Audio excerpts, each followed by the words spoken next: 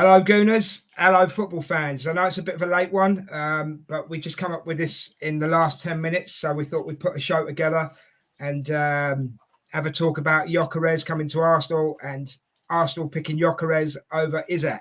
And I'm going to tell you why I think it's a good thing. And the other two guys are going to tell you what they think. But before we go any further, I'll introduce my guests. As always, we've got the gorgeous, the delectable, the fanny magnet that is Mark. How you doing, mate?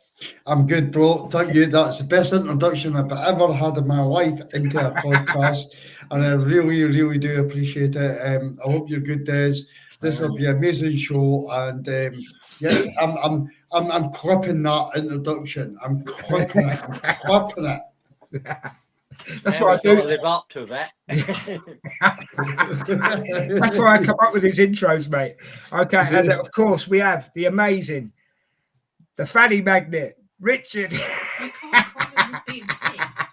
Can we not just call me fanny?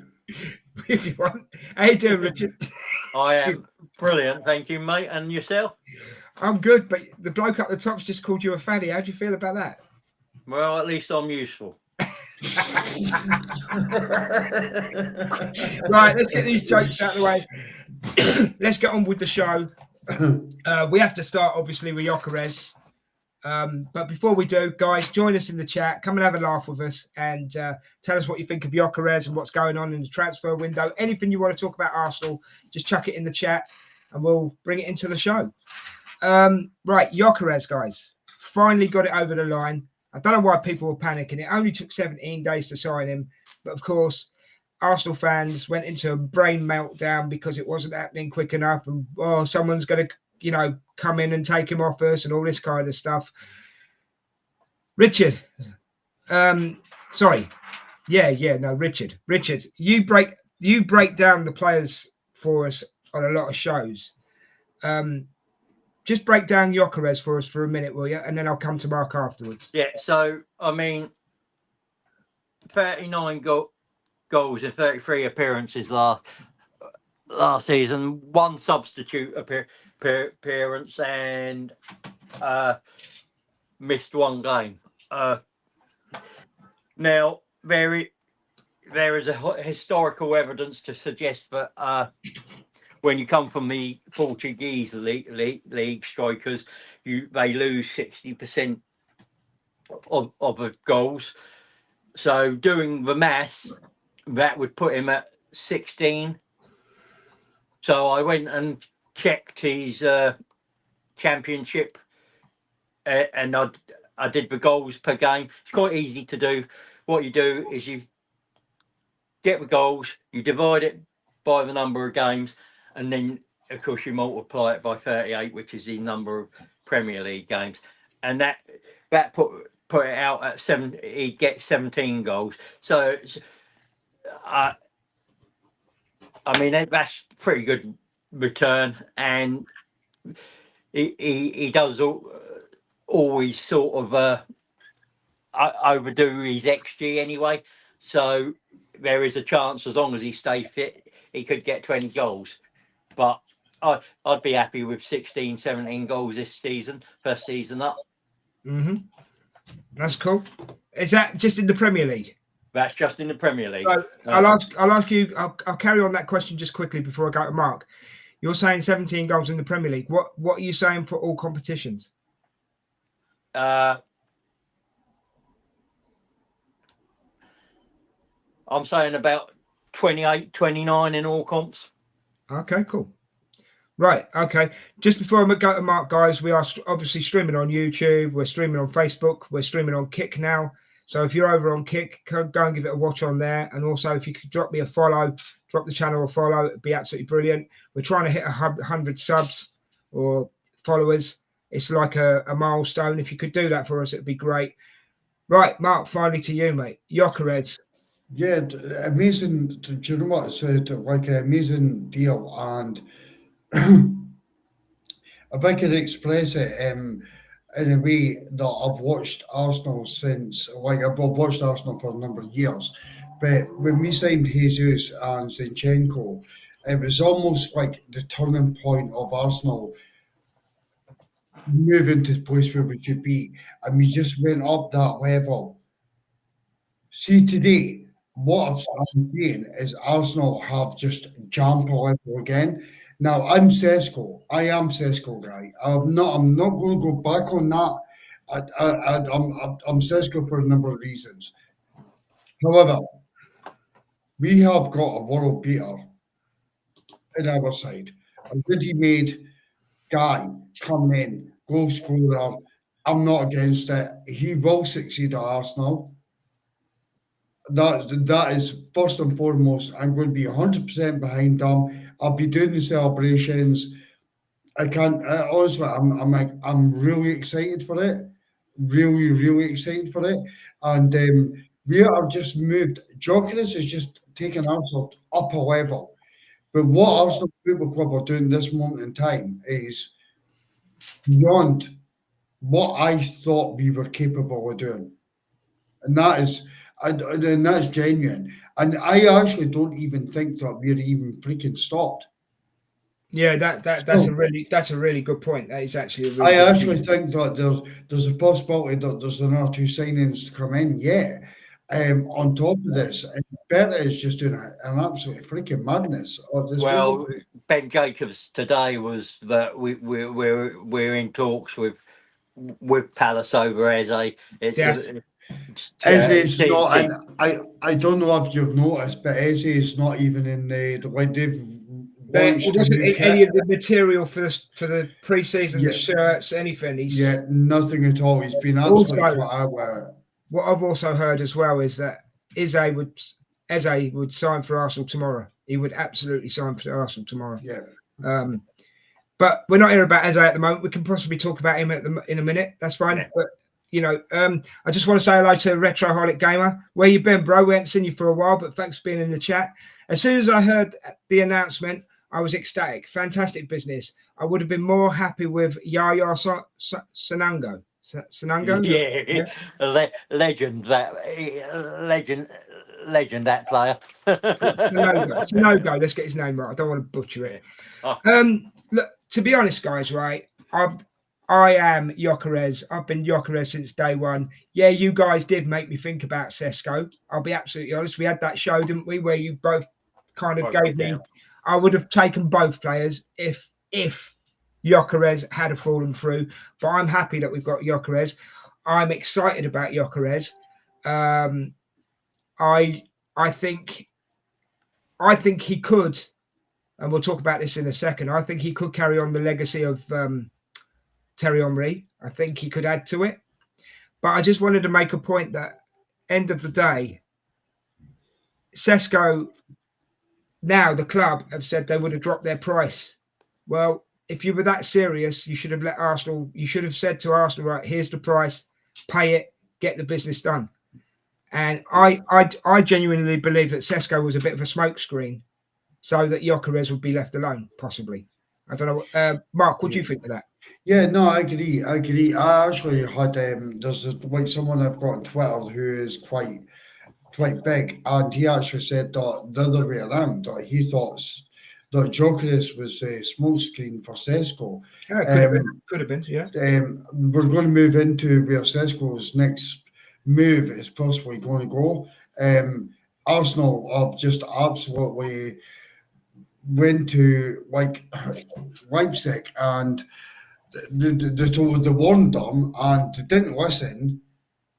And Sesko's next move is possibly Newcastle, which we're going to touch on that obviously.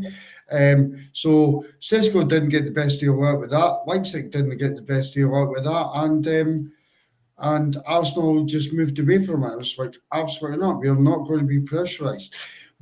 See, the thing is, see when you're a really poor club, and I don't mean poor. Sorry, that's probably the wrong words. But when you're in a really shit area of a football club, you have to pay premium. And I'm going to give you examples of that. I'm going to give you Anthony for Manchester United. Yeah. I'm going to give you Sancho, Manchester United. And these are premium prices that they're having to pay. And they have to pay. Yeah. They have to pay these prices to try and get back to the top again. So while they're trying to get rid of these players, they're trying to pay the prices. Where Arsenal came in and took, arguably, one of the top 4 strikers in the world for 60 mil. Well, let me just say something on that, Mark, before you carry on. I'll let you land in a second. If you think about it, Gyökeres was the only striker we could go for because, as far as we knew, Isaac was, and we'll come on to him in a minute. Isaac was Newcastle, yeah. Sesko and Leipzig, like you said, priced themselves out, yeah. So for the money and what we've done, it's good business because he was the only real striker we could really go for. And you had Osman as well, but his wages would have been nearly 500,000 a week once you took tax and national insurance to get what he wanted net. Yeah, well, Mark, if you've got more to say, carry on. I just wanted to make that point. That was but it is a key point. But like the top strikers in the world at this moment in time, I would only put Mbappe above them. So you've got Mbappe, Isaac, Gyökeres, Sesko. Sorry, there's boy racers outside my window. That's right. All right, just carry on. And obviously Sesko. And for me, I honestly believe that they are the top guys. So for Arsenal, personally, we'd Leipzig done what they did, and Arsenal backed away from it, and we went in as big boys, and we got a deal done as cheap as chips, absolute cheap as chips. If we had to spend 90 million on Gyökeres, remember last season, right? Just I will wrap up on this. In January, we got offered Ollie Watkins for 60 million. We've just signed Gyökeres for 60 million. Yeah. Just to put this in perspective, we have just signed Gyökeres for basically 60 million pounds. We got him at a bargain price, Mark. We got him at a bargain price. But that's what happens when you're at the freaking top. See, when you're at the lower level, you have to pay a premium on top of that. That's right. And that is where we're at this moment in time. But sorry, I'll let Richard go through. But that's my thinking. Is just brilliant deal for Arsenal. Absolutely brilliant deal. Richard, do you agree with Mark? Disagree, or is there more you want to add? Yeah, I mean the other thing is you've got a sporting director who is very good at what he does. He's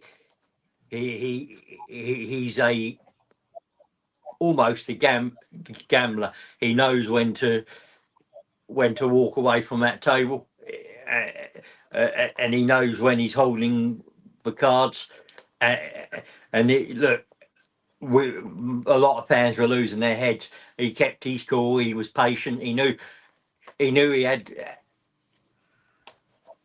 had all the aces because of what the chats and the talks of the agents and that. So he knew it was just about making sure that putting that pressure on Sporting, and eventually that pressure told. Yes, the agent had to waive fees, but we got the price that was close to the price we wanted to pay as we possibly could. So we come out of that deal better. We got the player, we got it at a price we wanted. We got the Sporting got the add-ons they wanted, but we got it on our terms. That's fair enough, mate. I mean, right. This is what's happened this season. I can't remember the last time we've brought as many players in a transfer window. But the point I was going to make is what's refreshing to me for Gyökeres is this. He wanted Arsenal. That was it. No one was going to budge him. And how often do you see sorry, I'm having a moment. How often do you see an agent take a 10% pay cut just so the player can go to where he wants to go to. That tells me that his agent is a decent man. He wants what's best for his player. What do you think, Mark? You're on mute. Rich, what do you think of that? Yeah, I mean, you've got to be very good at what you do to get these deals done, and when you look at breakdown deals, you've got clubs, you've got agents, two clubs, agents, players, and you can have a third agent, second and third agent in there to broker a deal, because because it's so complicated and so high profile. So I think this agent has done extremely well for his client. Yeah.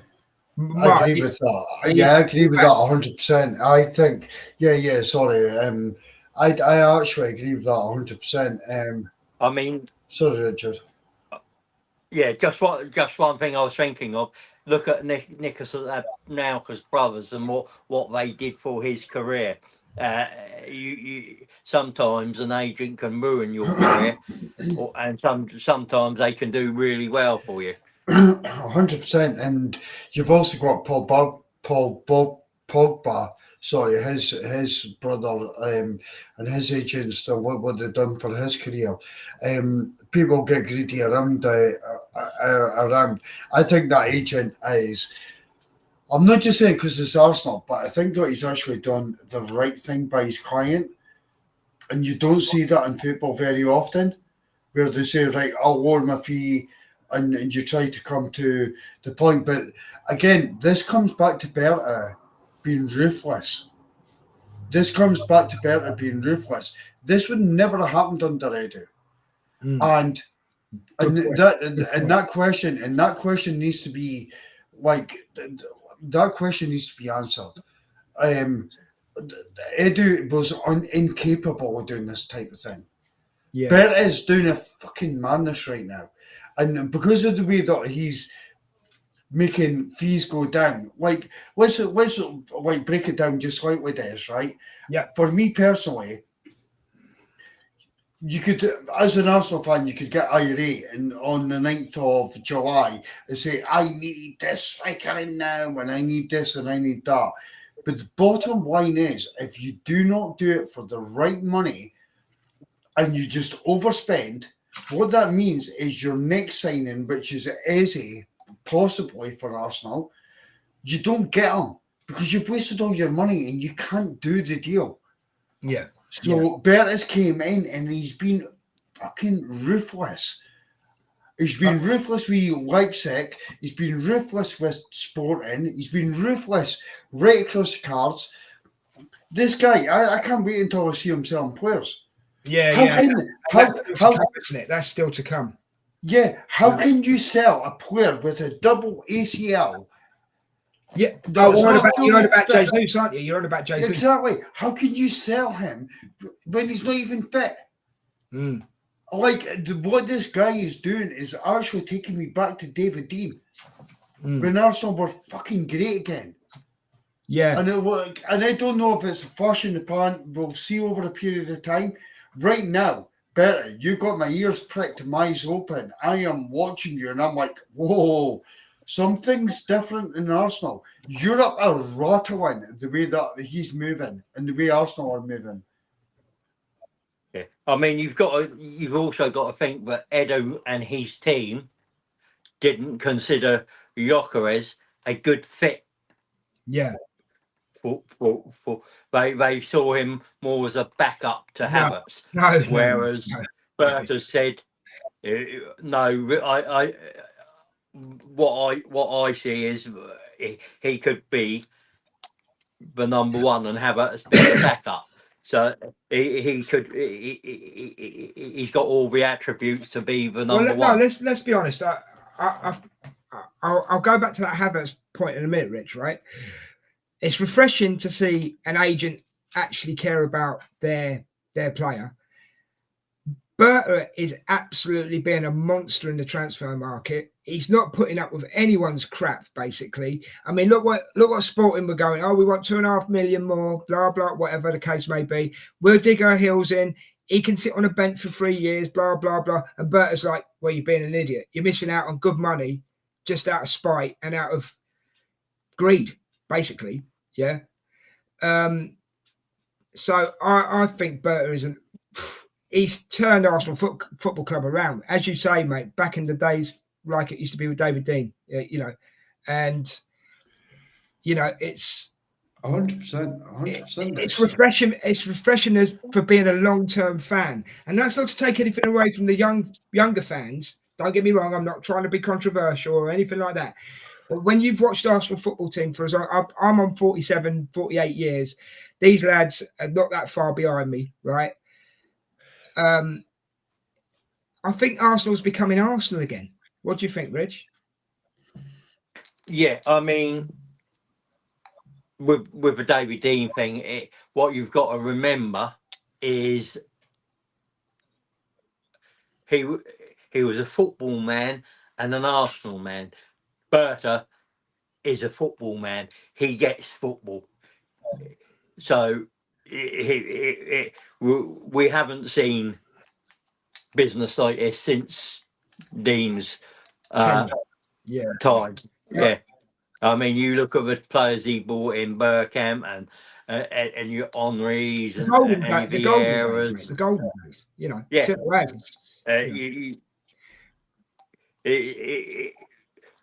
It's not only the amount of players he's bought in, is it? It's how he's gone about it. Most of them are going to be on that pre-season tour and will have played most of the pre-season. Right. Yeah. Mark, what? Oh, sorry. It's so refreshing. Yeah. Such a fresh breath of fresh Mark, air. what you got to say, bro? Yeah, just again, just reiterate it. It is fantastic. It is. Do you know what? I actually think the pub put out a blog about phases. It's like 5 phases, and everybody thinks that a phase is a season. So it's 5 seasons, and Arsenal should be at the point of winning the Champions League or Premier League. And the phases so far, like, it's not a year. It took us 2 years just to get rid of certain players, bring in, that was phase 1. So it's not like, it's not that. But when you look at last season and how freaking close this football club came to greatness, yeah, we dropped off in the Premier League. However, I honestly think we should have beat PSG. Like, without the injuries, we would have beaten PSG. I think we're a better team than PSG, and that should have happened. But this next step that we're taking is just, I'm just seeing something different, Des. And I'm like, I'm not trying to gaslight people. I'm not trying to give people false hope. I actually genuinely, I'm thinking, what the fuck are we doing? Like, maybe I accepted the phases too easily. Maybe I didn't see that Arsenal Football Club would move the way that we're doing and currently the way that we are. And Berta's came in. We've got key targets sewn up. I'm impressed and like deeply in this transfer market. And I will try to round up. But Kepa, I've said this on the previous podcast. Kepa for £5 million. Let's us spend more money in transfer window. Then you get Norgard coming in. £10 million. That's 2 players for £15 million. Playing for Arsenal Football Club. £15 million. This, for me and you, that's a round of beers at the fucking pub, mate. Yeah, I know. It's like it is sickening. Like, it's like it is peanuts. It's zero. Yeah. And then we're moving on to where we really need to be. And we needed someone like Berta coming in. Berta is an expert. He's an expert in bringing in forward players. So maybe Edu didn't want to leave. Maybe Edu was pushed. Maybe Arsenal realised this stage of the project, we move. And we need to move to each step individually. Zubimendi, every fucking team wanted him. And he's finally settled at Arsenal. Then you bring in Gyökeres. For me, that is a very cheap deal. Again, it's mental. Madueke, I don't know if it's Nuno. Maybe pronouncing it wrong. No, that's all right. Yeah, Nuno. What's his surname, Richard? Madueke. There you go. Madueke. Nuno, I think he's a very good player. I watched him at Chelsea. I was impressed with him at Chelsea at times. Attitude-wise, he wants to be the big, like, I'm better than this. I like that arrogance about a player. As long as they don't bring that arrogance into the dressing room, they have to fit into their harmony. Price tag, I'm not impressed with. Yeah, that's with that deal. That is the only thing I wasn't happy with. I think we could have got him for 35 million. If I'm being absolutely honest with you. Yeah. I would maybe push 40, but out with that, it's like I think that deal's a bit on the steep side. Mm-hmm. However, everything else Berta is doing is absolutely phenomenal. Absolutely phenomenal. Selling Jesus with the double ACL. Yeah, if he does that, that's the best, possibly one of the best deals you'll ever see. Yeah, and it's a loan with an obligation, by the way. Is it? Okay. It's a loan with an obligation. So we're going to pay half of his wages, and then and they'll pay the other half, and then they have to buy him at the end of it. Fucking unbelievable. And that's us not paying while he recovers. So, but that's 225k a week off of our. Yeah. It's just like phenomenal.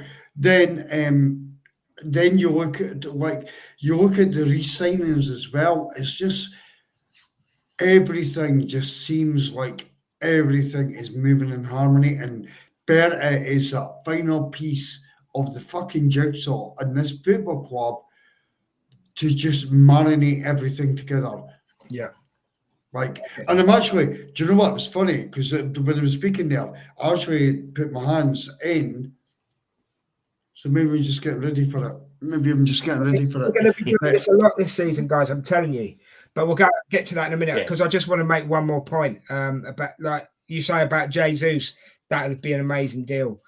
I was getting ready this season, right? I've got to be honest. No disrespect to Berta, because I didn't really know how he operated, right? I'm going on previous transfer windows that we've had in the last 5 years, say, yeah? I was expecting letdowns, yeah? And I haven't been let down at all. And even None Madueke, yeah? The only problem I have with this kid is that he costs too much. But I can let that go because he now plays for the Arsenal. But this is to take this on a little bit further, and then we'll get onto the Gyökeres, Issac stuff, right? Okay. I genuinely think that Kai Havertz and Martinelli will actually be doing quite a bit of bench warming this season. The only time I don't think you'll see Gyökeres is Carabao Cup and possibly FA Cup, unless we get to the final, then you'll see him. Yeah, I think it's going to be 20 plus goals in the league, and all competitions 30 plus goals this season.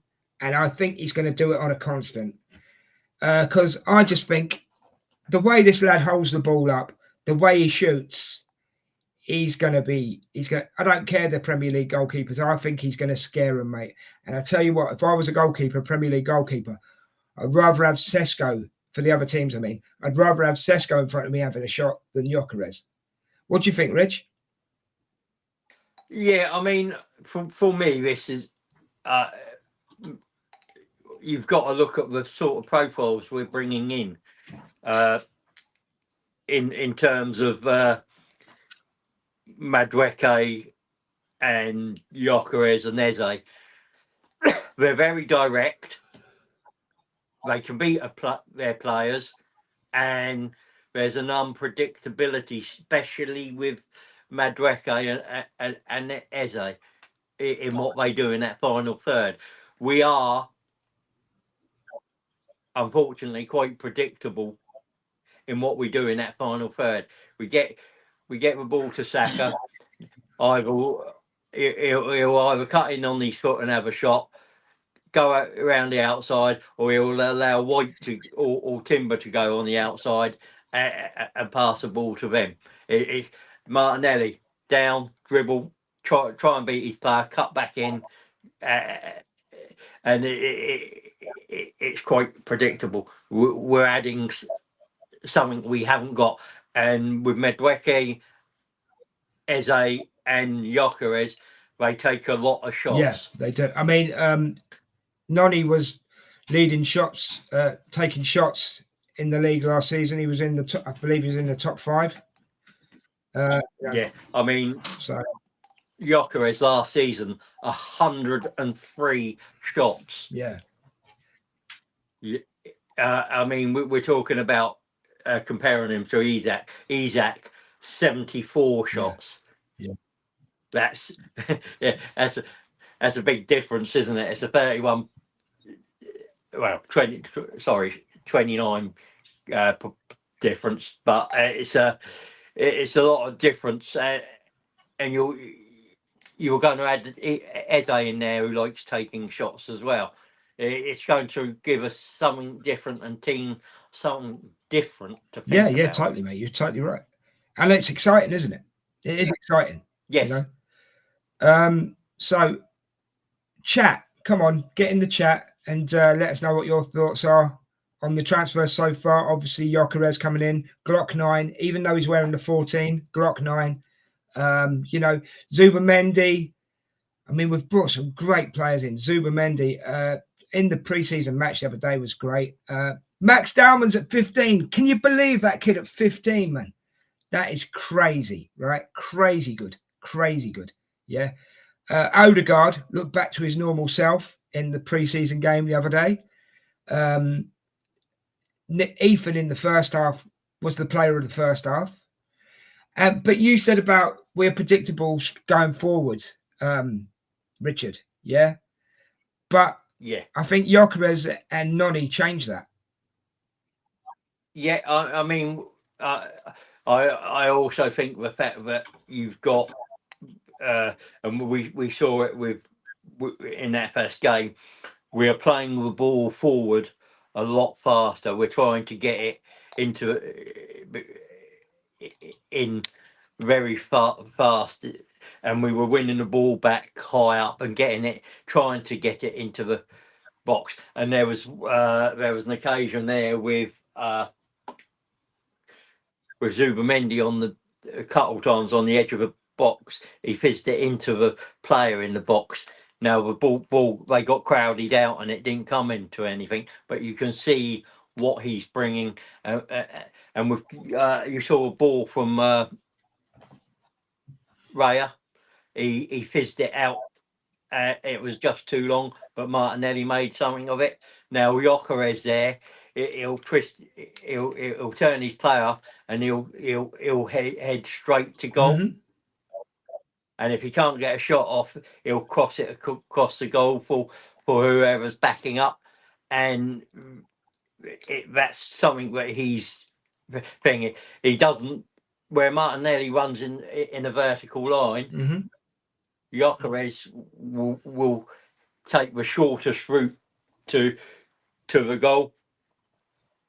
So we're getting direct running, tricky running, and lots of shots from both of them. And I think it might take a little bit of time to gel, but I think it will gel, and we'll start seeing some special. Well, you say gel, mate. He's now going to go on the preseason tour, so the gelling starts now, if you know what I mean. So that's good. Yeah. Right. Before I go on to the next part of the show, guys, 136 people watching on all platforms. Thank you very much. Thanks for being here. please get in the chat and talk to us. We're feeling a bit lonely. Mark's had to go as well. He's had to drop out, which is a shame, but we're going to carry on with the show. The people that are watching on Kick, do me a favour. They don't have to be Arsenal fans. They just have to be football fans. Let them know about the channel and get them to join you if you could. I'd appreciate that. So a big shout out to the people that are watching on Kick. I appreciate it. Yeah, a big shout out to anybody that's watching on any platform. We just love this. Okay, so right, Isaac. Let's do a bit of a breakdown on Isaac, and then we'll go into you know what we were talking about in the green room. We'll go into that, Richard. Yeah. Yeah. Isaac. Yeah. Not happy at Newcastle. Apparently, there's rumblings in the back room that someone's upset him, and Liverpool obviously want him. But I've also heard that there's a Saudi team that are willing to give him £600,000 a week. So could he get his head turned and go to Saudi? What do you think on that, mate? I think his head's been turned anyway. I think as soon as Liverpool inquired, that sort of unsettled him. Now, no offense to any Newcastle, they aren't Manchester City, Liverpool, Arsenal, Man United. They're or what Man United used to be. They don't have that pull. Yeah, but in fairness, Rich, they can't buy players at the moment because of rules. You know. Yeah, I mean, the city itself, brilliant, but the club, all the money but can't spend it. Yeah, the club hasn't got the pull. The city's brilliant, but the football club isn't got that prestige and that heritage of the clubs I've just mentioned. Yeah. And he's gone to him. Look, I'll stay, but you're going to have to pay me 300. Whereas because I know I'm sacrificing my personal goals for staying here and providing Carabao Cups or an FA Cup for you. I'm not going to win a league title with you. I'm not going to win a Champions League with you because you haven't got the ability. But saying that, mate, he helped them win their first trophy in 70 years. So.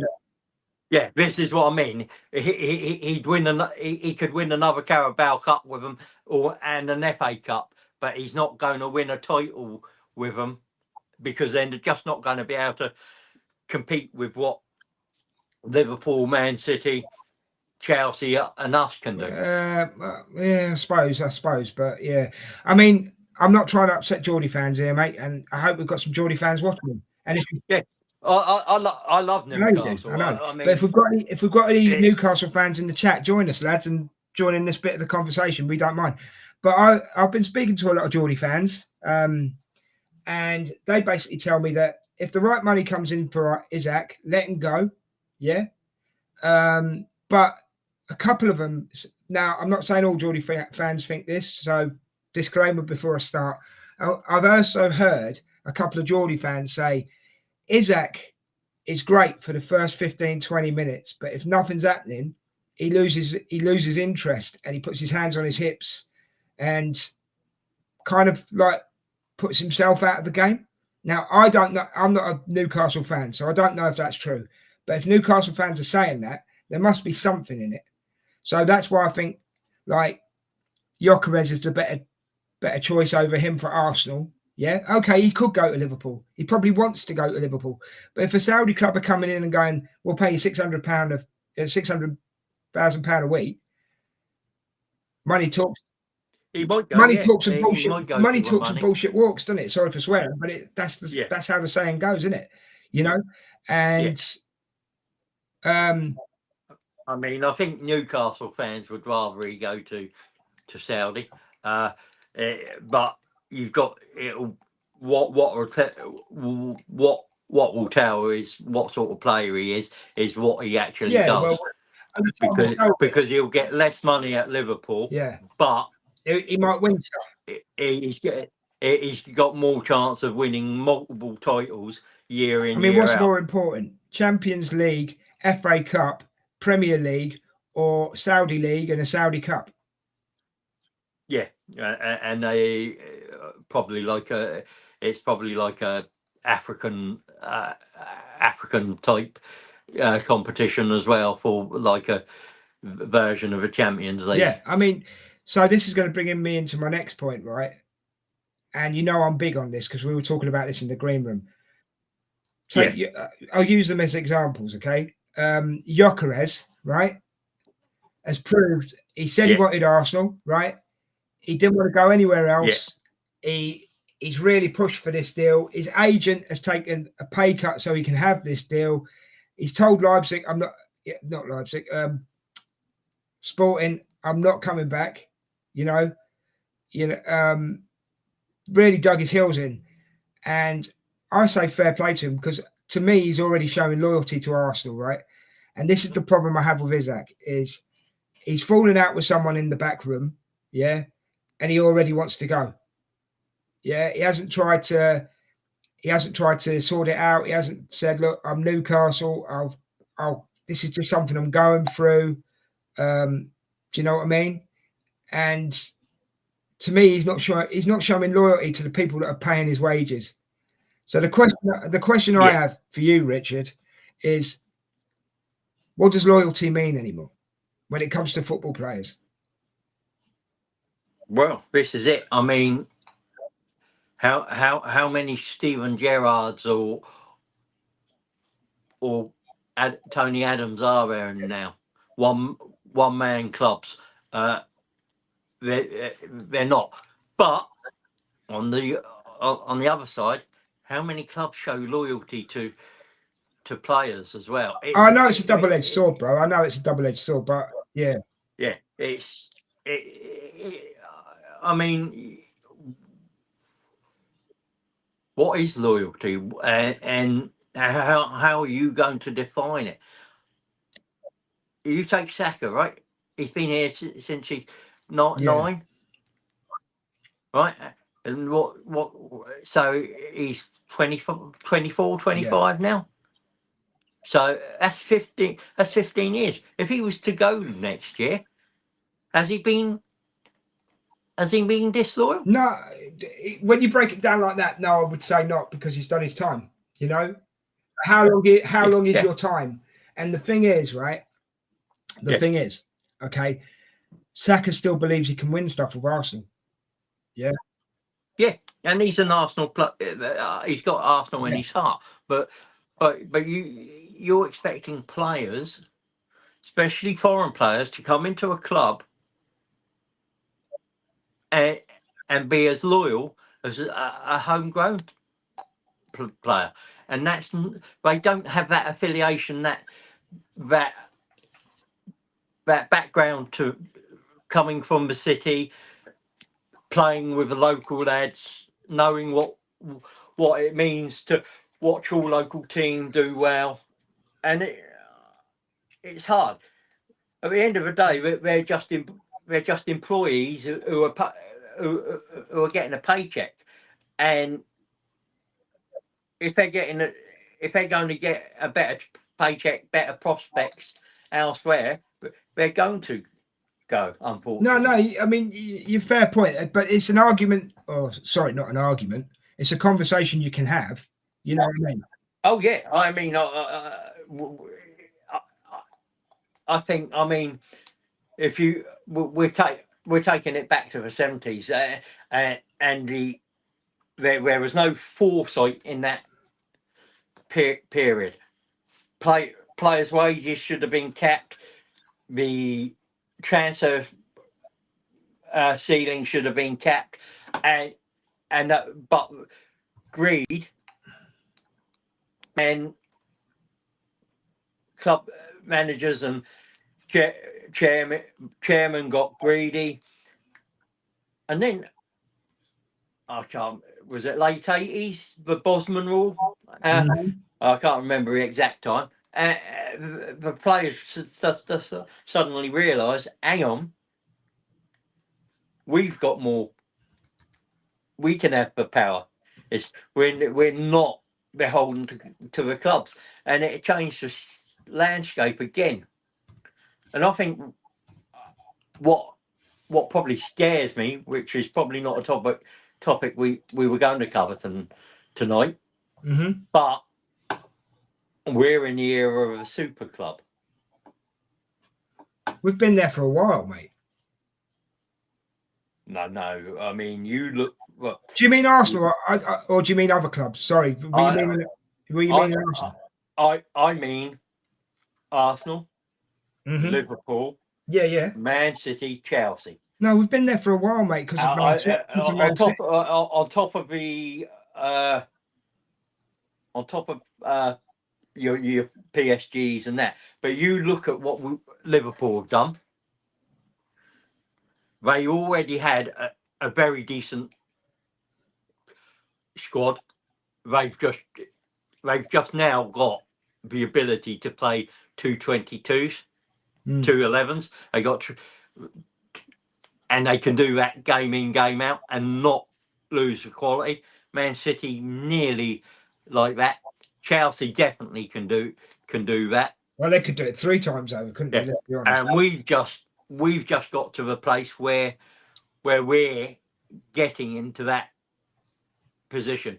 Yeah, you could be happy swapping Kepa for Raya, Mascara, Calafiori, Kivior, and White or Timber for the others.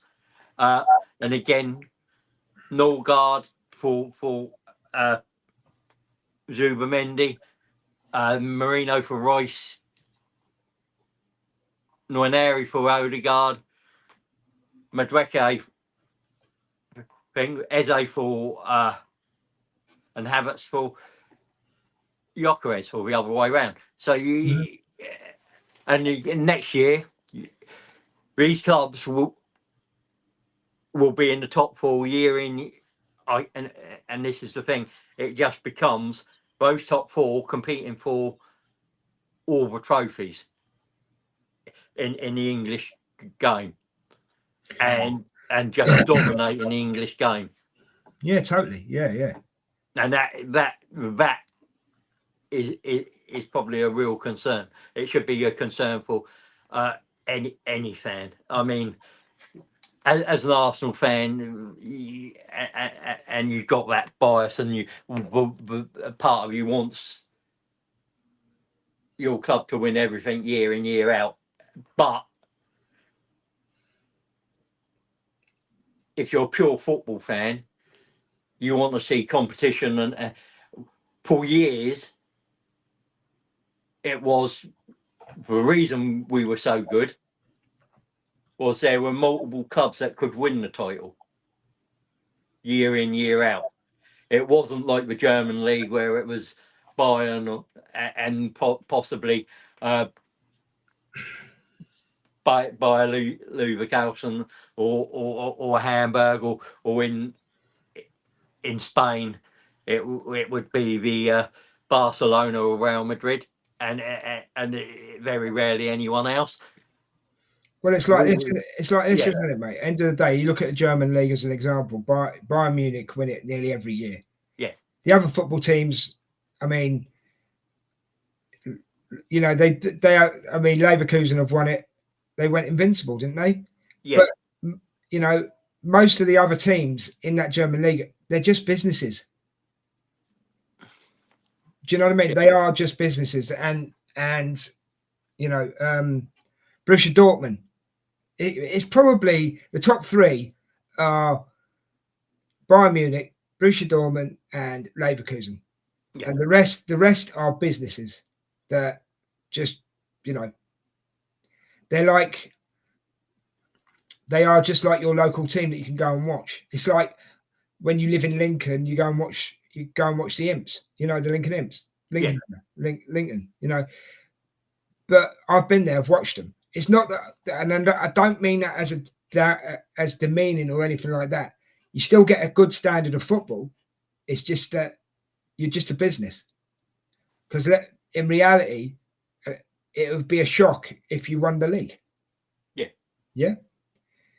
3 other teams. If for example, even if you look at the Premiership, right? Leicester was a freak year. I mean, fair play to them. They won it, but it was a freak year. Yeah. Everyone had a So full year. So if you look at its top 4 now, let's say, right? Man City, in no particular order, by the way. Man City, Liverpool, right? Us and Chelsea. Let's say they're the top 4 at the moment, right? Yeah. I'm not trying to take anything away from the other teams because they try. Yeah. Yeah. But it's levels. It's like you said, it's levels, isn't it? It's super teams. Yeah. Now, I mean, carrying on with that, okay, both 4 teams, which one of them's had the best window? They've all had, to me, they've all had good windows. Yeah, this is it. I mean, Liverpool, Verts, Gyökeres, Frimpong.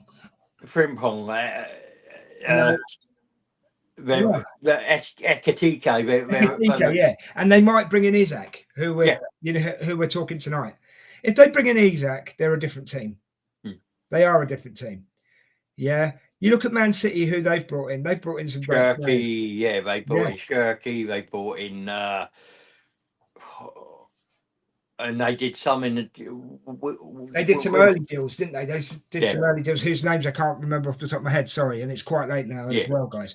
But I will say this, right? Chelsea have moved this season in the transfer window. We've moved this season in the transfer window. Tottenham, for me, haven't done anything. They've got a few players, but they haven't really done anything. They've got rid of Son as well, haven't they? They're leaving that up to him. Right, okay. They've done that, have they? Yeah, right. They put the ball in his court because he's been here so long. I mean, you've got to think, and as I said, the worry is that you're going to get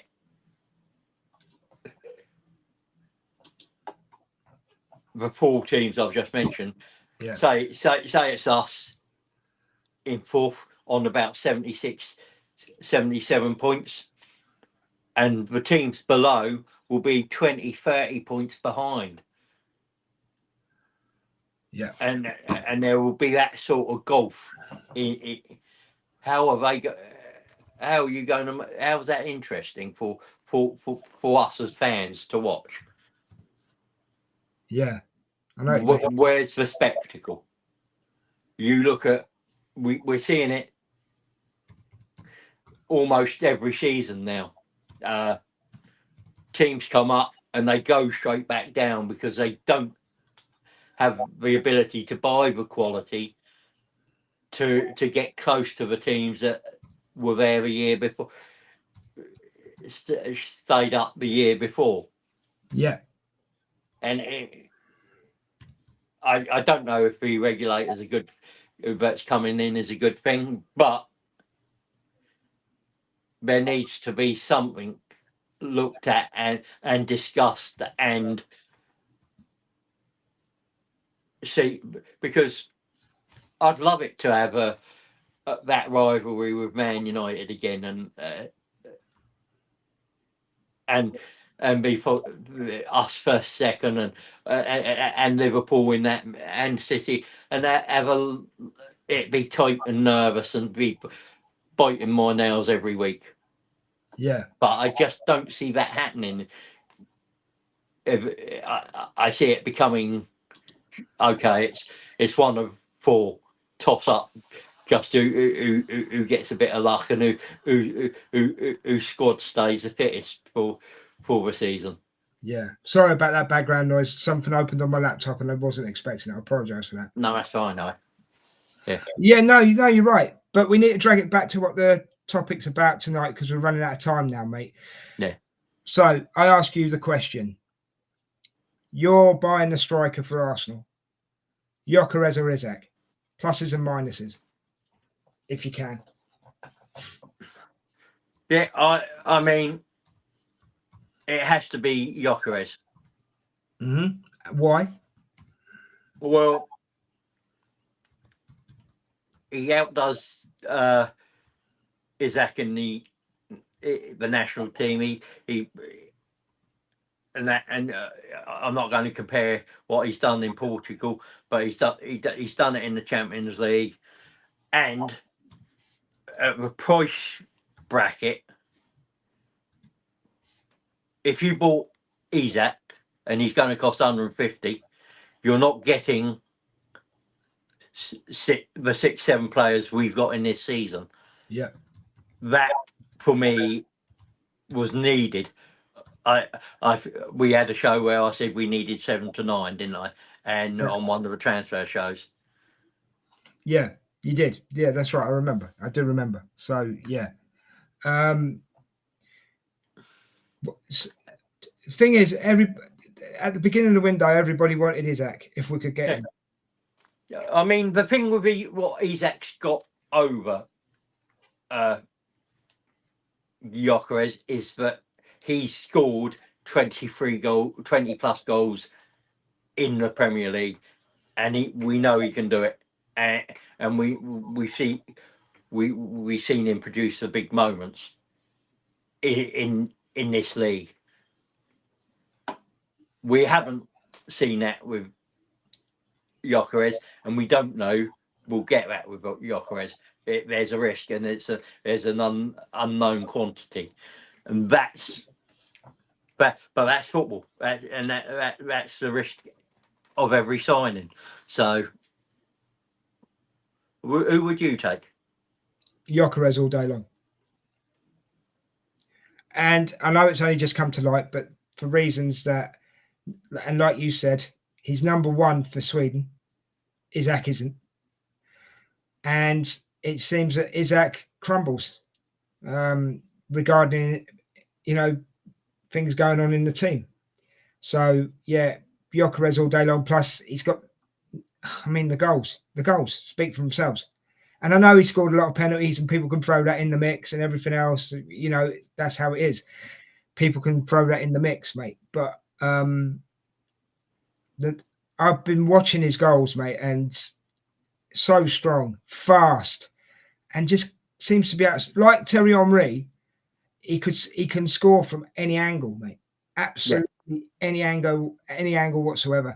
And I think genuinely, if he's got Noni Madueke on the left, or even Martinelli, but more Noni Madueke, because I think Martinelli's time could be up at Arsenal, to be honest with you. And that's another question for another show, which we'll do later in the week. But I think his time might be up.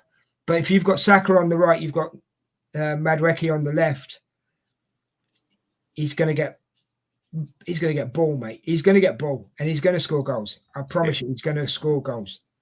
Yeah, I mean, for me, it's a case of I saw on another show the analysis that with Gyökeres, when he goes through on goal, he already knows what he's doing.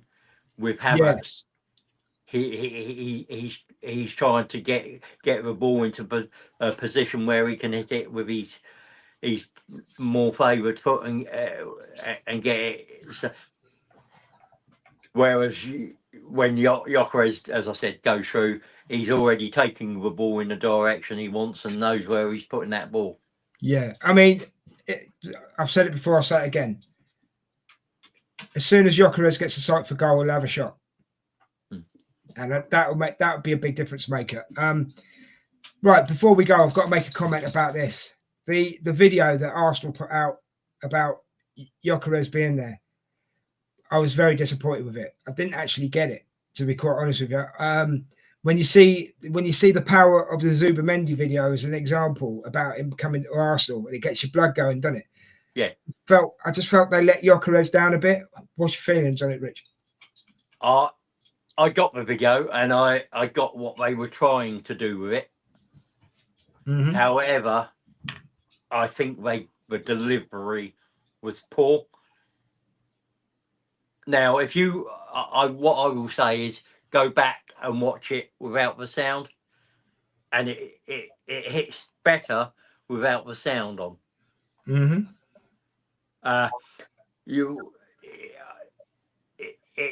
I think it's just they probably didn't get the timing that they've had with the Olivia Smith, the Zubamendi, even the Norgard one, and the Madueke ones were brilliant. But because we wanted to get him in, do medical, do all the media stuff, and getting him out to Singapore, it was just. Do you think it was a bit rushed? A little rushed. Do you think it was a bit rushed? Yes, I think they had the idea. I just think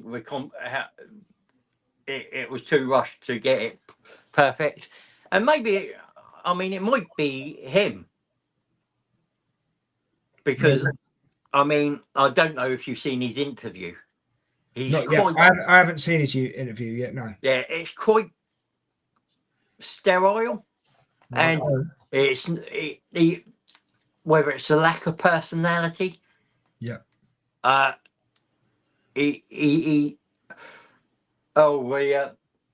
Lundgren, he comes across as that sort of personality, cold and icy and not sort of detached. Yeah. Now that so that's not a bad thing for when he's on the football pitch. He's cold, detached, and single-minded. But when you're trying to connect to him as a fan, and get him to connect with fans and build that connection, that might be a different kettle of fish. Give him time, mate. Give him time. Yeah. No, I'm just saying it's just a the way he was giving his answers and thing in his interview, and as I said, it might have been the way he delivered what they wanted. And again, as I said, that might be because it was rushed and he just wanted to get it over, and they didn't have the time to do 7 or 8 takes of each bit of it. To me, he's Arsenal's great white shark, mate. He's going to be big, I promise you. And that's the final thing I'm going to say on it. Right, Richard, I'm going to have to close this one down, mate, because it's quite late. We got to go. I've got to go to bed. Exactly. It's quite late. I've had lots going on today, and I've got to go and catch up. You have, no problem. But thank you very much for being on. It's been an absolute pleasure. It's been a pleasure. Brilliant. It's been a pleasure, mate. I've enjoyed the show. Thank you very much. Big thank you to everybody watching on whatever platform. Thank you very much. If you could jump over to Kick and give me a follow. I've put it in the chat. I'm Des the Enforcer. Look me up. It's got my AVI where I'm wearing the Scully Arsenal top from Monsters Inc. Just give me a follow, guys. I'd much appreciate it. As I say, I'm trying to hit 100 followers. If you could help us out there, that'd be brilliant. Yeah. But obviously, we'd like you to sub, share, and subscribe to the In the North Bank. Hit the bell notification so you can watch all the videos that we make. Great content like we've had tonight. Big thank you to you all. Enjoy the rest of your weekend. We'll be back tomorrow for the watch along, the pre-season game, Arsenal versus Newcastle. I'm going to see if I can try and get a Newcastle fan to come on, mate. That would be nice, yeah. To join us. But you'll have to leave that one with me. There's no guarantees with that one, though, guys. No, that's fine, but it'd be nice just to have a different. Yeah, and to be honest, I think it's going to be a great watch along anyway. So join us for that tomorrow, 12:30 kickoff.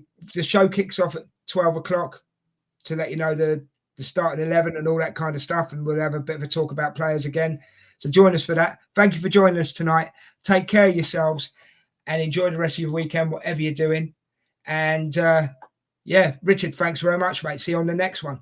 See you on the next one. And I'll say this: come on, you Gunners. Come on, you Gunners.